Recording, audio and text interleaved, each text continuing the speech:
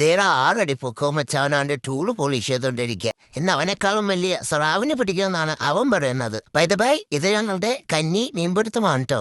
ന്യൂസിലൻഡിലെ അടിപൊളി കാഴ്ചകളൊക്കെ ഉണ്ട്. ഞങ്ങൾ അങ്ങ് യാത്ര തിരിച്ചു. സ്വർഗത്തിലേക്കുള്ള ഒരു വഴി കൊളുത്ത റോഡാണ് കേട്ടോ ഇത്. കല്ലും മുള്ളൊക്കെ നിറഞ്ഞൊരു റോഡ്. വേണമെങ്കിൽ ഇതിനെ ഓഫ് റോഡ് എന്നൊക്കെ പറയാം. വണ്ടിയുടെ നിയന്ത്രണം ഒരു ഭ്രാന്തന്റെ കയ്യിലാണ്. അത് കാരണം ആർക്കും ഒട്ടും പേടിയില്ല.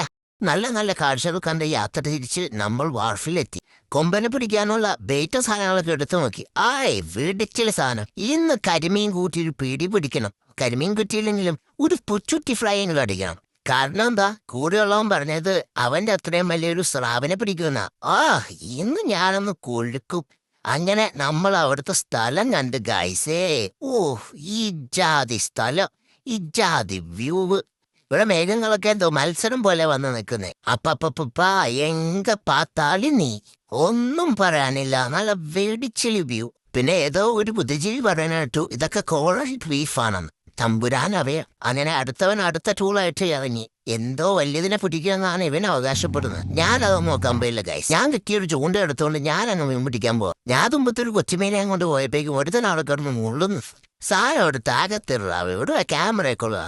നാളെ നിന്റെ കൊച്ചു കോപക്കാറ് പടം HD ദൃശ്യമുഖമായി പത്രത്തിലിടും. വേണ്ട പണിക്ക് നിന്നാ പോരെ. വേർപ്പിന്റെ അസുഖമുള്ള കാരണം മണ്ണിനെ പിടിക്കാൻ പറ്റില്ല ഗൈസ്. അതാണ് നമ്മളൊരു പ്ലാസ്റ്റിക് വെയിൻ വെച്ചാൽ അഡ്ജസ്റ്റ് ചെയ്തു. ഇന്ന് എല്ലാത്തിനും ഏപ്രിൽ ഫുൾ ആക്കുന്നേ. നമ്മളോടെ കളി അടിച്ച് കായി കൊടുക്കുന്നേ. ഈ ABCD മൊണ്ണകളെ കൊണ്ടുപോയപ്പോൾ എനിക്കറിയാൻ ഇന്നൊരു തേങ്ങയും കിട്ടില്ലെന്ന്. അവസാനം മൈക്കിലാശാൻ തന്നെ കാലത്തിൽ ഇറങ്ങേണ്ടി വന്നടാവേ.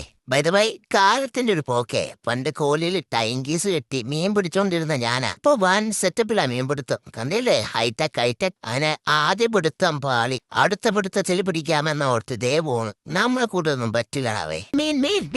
മീൻ പിടിക്കാൻ അറിഞ്ഞൂടെ ഇവനി? 50 രൂപയ്ക്ക് മീൻ വാങ്ങിക്കോട്ടെ ഫ്രണ്ട് ഇട്ട് കൊടുക്കാം. അവനെ മാറ്റി അറിയാൻ പിടിയറിയാ. ഇതെന്തോ ഇത് ആരേലും കുളിച്ച തൊണ്ടൊക്കെ അവന് വലിച്ചു പൊക്ക അറിയോ? അവനൊരു മീനെ പിടിക്കാൻ പറ്റൂല. എത്ര നേരമായിട്ട് സഹിക്കുന്നറിയോ? ഞാനവിടെ മസാല തേച്ച് ഫ്രിഡ്ജിന്റെ അകത്ത് വെച്ചേക്കാം. ഒരു നിങ്ങൾ താർക്കല്ലേ മീൻ പിടിക്കാൻ അറിയാവോ? ഒരു മന്നരെ ഒരു തവളക്കുഞ്ഞിനെ വേസ്റ്റൊക്കെ ഇട്ട് കൊടുക്കണം. മൈദമാകുമ്പോ ഇങ്ങനെ വരുമോ?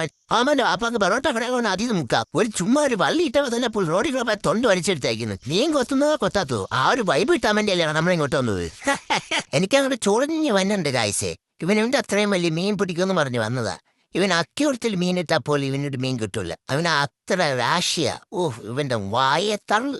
കുത്തിടാ, നീ അത്ര കുത്തിടാ. അടുത്തതാ നീർക്കോലി പിടിച്ചിട്ട് ഇവൻ വഴി കുറവാണ്. എല്ലാത്തിനും ചൂണ്ടുണ്ട് പിടിക്കുന്നുണ്ടല്ല. ഏതോ എത്തിക്സ് ഉള്ള മീനാന്ന് തോന്നുന്നു. അവൻ ആവശ്യമുള്ള തീറ്റ മാത്രം എടുത്തിട്ടുള്ളൂ. മിടുക്കൻ. ഒരുത്തൻ അവിടെ മീൻ പിടിക്കാൻ സ്ഥലമില്ലാത്തതുകൊണ്ട് ഇപ്പുറത്തെ സ്ഥലത്ത് വന്ന് മീൻ പിടിക്കാൻ പോണെ. അമ്മച്ചിയാണ്, എനിക്കറിയാൻ പാടില്ല ഗൈസ്. പക്ഷേ ഇവിടുത്തെ വ്യൂ അതൊരു കെടുക്കാച്ചി സാധനം തന്നെ. ഫോളോ ചെയ്യാത്തവരൊക്കെ ഒന്ന് ഫോളോ ചെയ്ത് വെച്ചോ. ഇതിന്റെ പാർട്ട് 2 ചിലപ്പോ പനിയാലും.